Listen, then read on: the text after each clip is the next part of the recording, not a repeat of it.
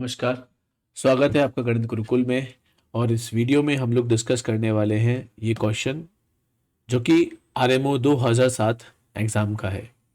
आप यहाँ पे देख पा रहे हैं कि हमसे पूछा गया है कि how many 6 digit numbers are there such that digit of each number, जो भी इस तरह के 6 डिजिट नंबर होंगे, वो 1 2 3 4 5 में से ही कोई ना कोई डिजिट चूज करेंगे। कहने का अर्थ ये है कि 6 7 8 9 0 ये डिजिट्स नहीं हो सकती। दूसरी बात, any digit that appears in the number appears at least twice. जो भी डिजिट आएगी वो कम से कम 2 दफा जरूर आनी चाहिए। यानी कि आप देख पा रहे हैं इन्होंने, बल्कि बड़ी अच्छी बात इन्होंने उदाहरण भी दिया हुआ है कि क्या चीज नहीं है। जैसे कि 2 2 1 3 3 ये रिजेक्ट हो गया, इट इज नॉट। वजह वजह ये कि यहां पर 1 केवल एक बार आया। तो यानी कि हम क्या समझ पा रहे हैं कि कोई भी डिजिट जो आएगी वो आपका 2 दफा तो कम से कम आनी चाहिए। तो अगर हम जरा सोचें कि क्या क्या पॉसिबिलिटी हो सकती है, तो एक तो देखिए बड़ी इंटरेस्टिंग पॉसिबिलिटी कि कोई भी 5 में से एक डिजिट चूज करिए, 5 में से कोई भी एक डिजिट चूज करिए और वो 6 बार रिपीट कर जाए। यानी कि 2 2 2 2 2 2 इस तरह का उदाहरण। तो इनटू में क्या आएगा? कुछ नहीं आएगा। अब एक ही डिजिट 6 दफा रिपीट हो रहा है, अगर आप 6 फैक्टोरियल से मल्टीप्लाई करोगे तो उससे डिवाइड भी करो, क्योंकि जब भी कोई डिजिट रिपीट करती है उतने ही फैक्टोरियल से डिवाइड भी कर देते हैं। एक तो ये केस हो गया। प्लस मान लीजिए 5 में से कोई भी 2 डिजिट चूज कर ली हमने, लेट्स से 2 और 4 चूज किया। तो अब क्या क्या हो सकता है इनमें, कैसे कैसे हम कैसे कैसे प्ले देख सकते हैं 2 और 4 के सिनेरियोज में। 2 2 बार आ जाए, ठीक है, और 4 4 बार आ जाए।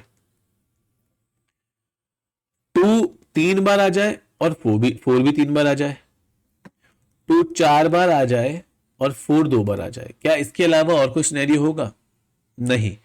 मान लीजिए मैंने एक 2 और बढ़ाया या फिर यहाँ पे एक 2 और कम किया, तो वो सिनेरियो ही एग्जिस्ट नहीं कर पाएगा। तो हम लोग 5 C2, 5 में से कोई 2 नंबर सेलेक्ट करेंगे। अब यहाँ तीनों की अरेंजमेंट्स अलग अलग तरह की होंगी। जैसे इस वाले केस में और इस वाले केस में काउंटिंग सेम आएगी, बट दोनों अलग अलग केसेस है, इसलिए दोनों को एडअप करेंगे। तो 2 2 4 टाइम्स 4 की अरेंजमेंट कितनी होगी? 6 factorial upon 4 factorial into 2 factorial. इसकी भी है, 2 अगर 4 टाइम्स है और 4 2 टाइम्स है तो सेम इंटू 2 हो जाएगा। प्लस 2 2 4 इसकी अरेंजमेंट कितनी होगी? 6 फैक्टोरियल 3 फैक्टोरियल अपॉन 3 फैक्टोरियल नीचे। इसके अलावा कोई और सिनेरियो पॉसिबल है? क्या और कोई सिनेरियो पॉसिबल हो सकता है? कोई एक डिजिट, मतलब कोई 3 डिजिट अगर सेलेक्ट करते हैं तो भी एक मुमकिनात है। अगर 3 डिजिट सेलेक्ट की, लेट्स से 2 3 4, 3 सेलेक्ट की तो 2 2 3 3 1 1। और कोई सिनेरियो नहीं है, और कोई सिनेरियो नहीं है। मतलब अगर हमने मान लीजिए 4 डिजिट सेलेक्ट कर ली, तो आप खुद सोचिए अगर 6 डिजिट का नंबर बनाना है 4 डिजिट से, तो कोई ना कोई डिजिट तो अकेले रह ही जाएगी, कोई ना कोई, क्या 2 डिजिट अकेले रह जाएंगी। तो हम एट मैक्स 5 में से कोई 3 डिजिट सेलेक्ट कर सकते हैं, इसलिए 5C3। और इस केस में कितनी अरेंजमेंट होगी? 6 factorial upon 2 factorial 2 factorial 2 factorial. अब अपना फाइनल काम क्या है? बस इसको एवेल्युएट करना। मैं आपको फिर से बता देता हूँ, ये सवाल आरएमओ 2007 का है, रीजनल मैथ्स ओलंपियाड, जो कि आपका पीआरएमओ यानी कि आईओक्यूएम, इंडियन ओलंपियाड क्वालिफाइड मैथमेटिक्स की अगली स्टेज होती है। तो आप देख सकते हैं सवाल कोई बहुत मुश्किल नहीं था, है ना। हालांकि ये पुराना भी क्वेश्चन है, लेकिन ये अपने लिए वैसे भी अच्छा क्वेश्चन है। आप जेई के पॉइंट से भी इस तरह के सवाल, जेई मेंस के लेवल से भी इस तरह के सवाल देख सकते हैं, है ना। It's a good question with respect to JEE mains as well. So not only RMO but JEE mains के पॉइंट से भी अच्छा रेलिवेंट सवाल है। क्या इसकी कैलकुलेशन कर लेते हैं। 5 से 2 कितना हो गया? 10।